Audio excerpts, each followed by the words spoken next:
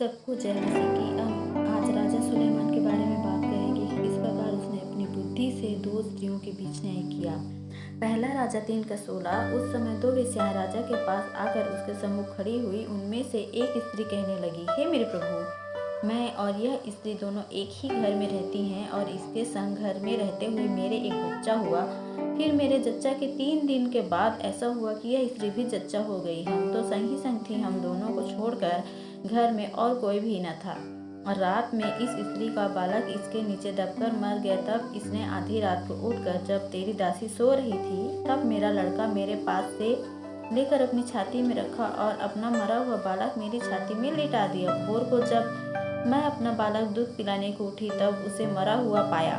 भोर को मैंने ध्यान से देखा कि वह मेरा पुत्र नहीं है। तब दूसरी स्त्री ने कहा, नहीं, जीवित पुत्र मेरा है और मरा पुत्र तेरा है। परंतु वह कहती रही, नहीं, मरा हुआ तेरा पुत्र है और जीवित मेरा पुत्र है। यह वे राजा के सामने बातें करती रही। राजा ने कहा, एक तो कहती है जो जीवित है वही मेरा पुत्र है और मरा हुआ तेरा पुत्र, और दूसरी कहती है, नहीं, जो मरा है वही तेरा पुत्र है और जो जीवित है वह मेरा पुत्र है। फिर राजा ने कहा, मेरे पास तलवार ले आओ। सो एक तलवार राजा के सामने लाई गई। तब राजा बोला, जीविते बालक को 2 टुकड़े करके आधा इसको और आधा उसको दो। तब जीवित बालक की माता का मन अपने बेटे के स्नेह से भर आया और उसने राजा से कहा, हे मेरे प्रभु, जीवित बालक उसी को दे, परंतु उसको किसी भांति न मार। दूसरी स्त्री ने कहा, वह ना तो मेरा हो और न वह तेरा, वह 2 टुकड़े किया जाए। तब राजा ने कहा, पहली को जीवित बालक दो, किसी भांति उसको न मारो, क्योंकि उसकी माता वही है। आमीन, हालेलुया। नीति वचन 2 का 6 ये कहता है, क्योंकि बुद्धि यहोवा ही देता है, ज्ञान और समझ की बातें उसी के मुंह से निकलती है। हालेलुया। हम इस समय बात कर रहे हैं उन 2 स्त्रियों की जिसके पास अपने अपने 2 अलग बच्चे थे। एक स्त्री अपनी ही मूर्खता के कारण अपने बच्चे को अपने ही बिछौने पर गहरी नींद की वजह से उसे दबा के मार डालती है, और दूसरा बच्चा अपने पास वो ले करके आ जाती है और अपना मरा हुआ बच्चा पहले वाली औरत के पास छोड़ देती है। जब उसे पता चलता है, दूध पिलाने के लिए जब वो उठती है कि यह बच्चा देखती है कि मरा हुआ है, तब उसे गौर से देखती है तो उसे पता चलता है कि ये बच्चा उसका नहीं है। तब वो राजा सुलेमान के पास जाती है और अपनी बातें उसके सामने रखती है। तब दोनों स्त्रियां फिर आपस में लड़ने लगती है, वाद विवाद करने लगती है कि ये बच्चा जीवित है जो मेरा है, मरा हुआ तेरा है।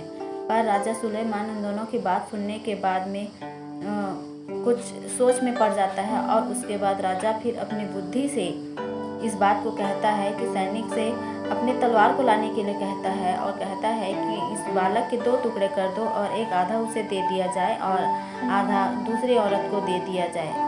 तब जो औरत उस बच्चे को जन्म दी थी, वो औरत उस बच्चे के स्नेह से भर गई कि मैं अपने बालक के 2 टुकड़े कैसे करते हुए देख सकती हूँ। इसलिए वो औरत उससे कहती है कि हे प्रभु, आप उस बालक को ना मारें, कि आप उस बालक को उसी औरत को दे दो ताकि वो उसके साथ खुश रह सके। तब राजा सुलेमान कहता है कि यह बालक उस पहली वाली औरत को दे दो, क्योंकि यह बच्चा उसी का है। हालेलुया। क्योंकि कोई भी स्त्री नहीं चाहती कि उसका बच्चा मारा जाए और वो अपने बच्चे से बहुत प्यार करती थी। इसलिए राजा सुलेमान ने अपनी बुद्धि से, अपनी सीख समझ से उस बालक को उस पहली वाली औरत के हाथों में दे दिया। इस प्रकार राजा सुलेमान ने अपनी बुद्धि से, अपने विवेक से उन 2 स्त्रियों के बीच न्याय किया। हम परमेश्वर से प्रार्थना करके बुद्धि मांगते हैं, तब परमेश्वर हमें बहुत सारे मार्ग दिखाता है। हम कोई भी फैसला अपनी इच्छा से नहीं ले सकते जब तक परमेश्वर हमें रास्ता नहीं दिखाएगा, क्योंकि जो बुद्धि है वो परमेश्वर की ओर से आती है और वही सही सीधा मार्ग निकालता है। ज्ञान और समझ की बातें उसी के मुंह से निकलती है। आज के इस वचन से आपको आशीष मिले। सबको जय मसीह की।